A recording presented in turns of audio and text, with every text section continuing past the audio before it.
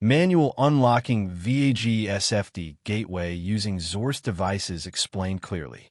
Hey everyone, Hussein here, and I welcome you once again to Baabji Motors, your trusted place for everything related to automobile diagnostics, key programming, and hands-on technical learning. Today, we are diving into a topic that a lot of technicians have been curious about: how manual unlocking of the VAG SFD Gateway works when using the Xhorse VVDI Key Tool Plus or the VVDI Key Tool MIDI. But before we begin, here is a short and essential copyright note. Everything discussed here is strictly for educational and informational understanding. We always follow fair use principles, and all trademarks belong to their respective owners. If you ever want to use the same diagnostic tools or accessories you see in this demonstration, remember that the exact items are tagged as affiliate products in the description below.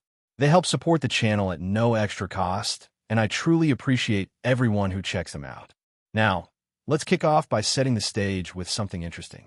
The latest Xhorse database update quietly enabled support for manual unlocking of the SFD security gateway found on many modern VAG vehicles, especially Audi models. And here's the fascinating part. Although the devices are powerful, the unlocking process itself is not automatic. It still requires a third-party calculation service. That unexpected twist actually sets up a deeper question for you. Why do VAG vehicles even use an SFD gateway? And what problem does this security system originally solve? Share your thoughts and stay with me till the end, because I have surprising detail about SFD restrictions that even many technicians miss. So let's expand the topic naturally. The devices that officially support this procedure include the Xhorse VVDI Key Tool Plus and the VVDI Key Tool MIDI. But owning the device alone is not enough. You must also update your database to the newest available version. After updating, the user interface will allow you to request the SFD seed code, but the device cannot process the calculation locally. This is where the manual method becomes necessary. Think of it like this. The VVDI tablet becomes the data collector, while the actual unlocking code must be generated off-device by a trusted SFD calculation platform. Some technicians humorously describe this process as ordering food online. The tablet takes the order, but someone else cooks the meal. And honestly, that is exactly how it works. Here's the walkthrough in smooth steps. First, you connect to the vehicle's OBD port and read the SFD seed code directly from the car.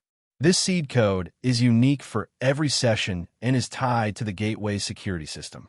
Once you extract that information, you manually send it to a third-party provider. Many people rely on services like VAG logins for SFD1 support. The provider returns a response code that acts as the authorization for the gateway. Once you receive the calculation result, you simply paste it into the input field on your Xhorse device. After confirming, the gateway unlocks, and you gain an open diagnostic window for approximately 90 minutes. That means everything from coding tasks to adaptions and immobilizer-related operations must be completed before the countdown ends. It functions like a timed security pass. When the 90-minute period expires, the gateway automatically locks again. A very important detail you must remember is that VAG logins only supports SFD1 at this moment. It does not handle SFD2. Many modern vehicles are slowly shifting toward the newer SFD2 structure, and this is where your workflow must adapt. Also, after unlocking the gateway, you can proceed to generate a dealer key and learn that key into the vehicle using your VVDI Key Tool Plus. This makes the entire SFD unlock process a critical step in modern Audi and VAG key programming procedures. Now we arrive at the ending portion. Earlier, I asked why VAG uses the SFD gateway at all. The answer is that SFD was introduced mainly to prevent unauthorized or unsafe modifications to safety-critical modules. It helps protect communication lines, stops accidental misuse, and ensures that only authenticated and traceable actions are performed on the vehicle. In my personal view, SFD is not here to make a technician's life harder. It is actually here to maintain a safer digital ecosystem inside modern cars. I would love to know what you think. Type out your thoughts in the comments. Have you worked with SFD1, or are you seeing more SFD2 vehicles in your workshop? Your experiences help the entire Baabji Motors community grow. Before we wrap up, here is a fascinating fact. The SFD system was originally designed with a concept very similar to mobile device security, where an encrypted challenge response protects the internal ecosystem. That means VAG essentially treated the car like a smart device long before most brands started doing it. If you enjoyed this walkthrough, support Baabji Motors by helping us reach our goal of 10,000 likes and 1,000 comments. Drop your thoughts, hype up this video, and hit that subscribe button so you never miss a deep dive topic like this.